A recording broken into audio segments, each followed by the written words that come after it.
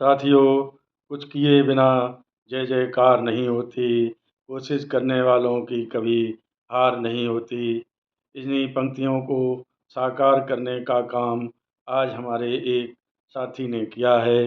नीचे दिए गए वीडियो में आप देखें कि हमारे साथी ने किस साहस का परिचय देते हुए ठेकेदार से अपना पूरा खाद्यान्न वसूल किए बिना उसकी गाड़ियों को नहीं छोड़ा।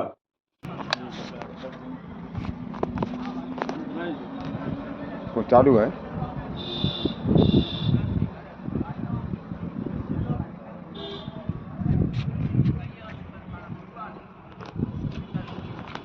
यह गाड़ी खाद्यान्न लेकर आई है जिसमें गेहूं की मात्रा 5 कुंटल कम है। दूसरी गाड़ी यह गाड़ी बाजरा लेकर आई है, इसमें 3 कुंटल बाजरा कम है। इसलिए यह गाड़ी कोटेदार ने खड़ी करा ली है, जो कल शाम से खड़ी है। 3 कुंटल बाजरा देने में ठेकेदार आनाकानी कर रहे हैं कि मुझे गोदाम से ही खाद्यान्न कम मिलता है, इसको मैं कहाँ से पूरा करूं। तरह तरह के नाजायज़ दबाव डालकर कोटेदार से खाद्यान्न रिसीव करने हेतु प्रेशर बनाया जा रहा है। राशन विक्रेता ने खाद्यान्न रिसीव करने से टोटली मना कर दिया है। राशन विक्रेता का कहना है कि उसका खाद्यान्न पूर्ण कर दिया जाए, तभी वह राशन प्राप्त करेंगे।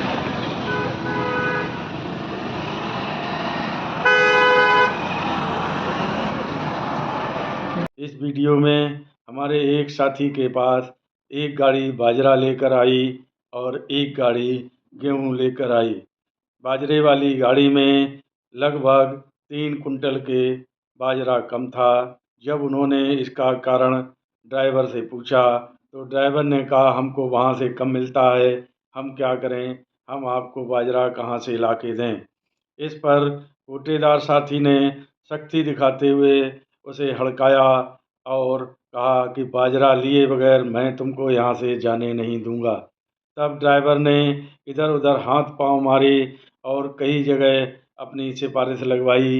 विभागीय अधिकारियों ने भी कहा कि मामले को ऊपर नीचे कर सुलझा लीजिए, लेकिन हमारे साथी ने दृढ़तापूर्वक सारे सुझावों को नकार दिया और कहा कि बाजरे का 1-1 किलो वजन लिए बगैर मैं इस गाड़ी को नहीं जाने दूंगा। गाड़ी शाम से उनके दरवाजे पर खड़ी रही। जब मुझे सूचना मिली तो मैं उनके यहाँ पहुँचा। मैंने कहा कागज़ लाइए, इस गाड़ी के खिलाफ़ FIR कराएंगे क्योंकि इसने हमारे बाजरे की चोरी की है। जब इसकी FIR होगी तब अधिकारी, ठेकेदार और जहाँ से कम मिलता है सब लोगों की पोल खुलेगी।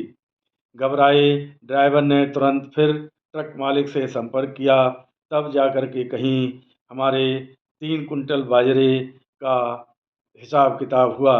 तब ला कर के 3 कुंटल बाज़ार से बाजरा हमारा पूरा किया गया। इसी तरह दूसरी गाड़ी में 5 कुंटल गेहूँ कम था, जो रात शाम को ही आया था। जब पता चला कि उसमें पूरी बोरी ही नहीं है निर्धारित मात्रा में, तो वज़न कहाँ से पूरा होगा।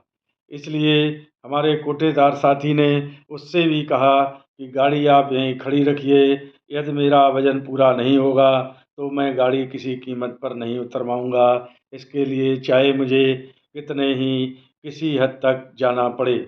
इस दृढ़ता को देखकर पहले तो ठेकेदार ने इधर उधर के बहाने बनाए और अधिकारियों से दबाव डलवाने हेतु प्रयास किया, लेकिन सुबह को जब हम उनके पास पहुँचे तो उनमें और दृढ़ता बढ़ गई।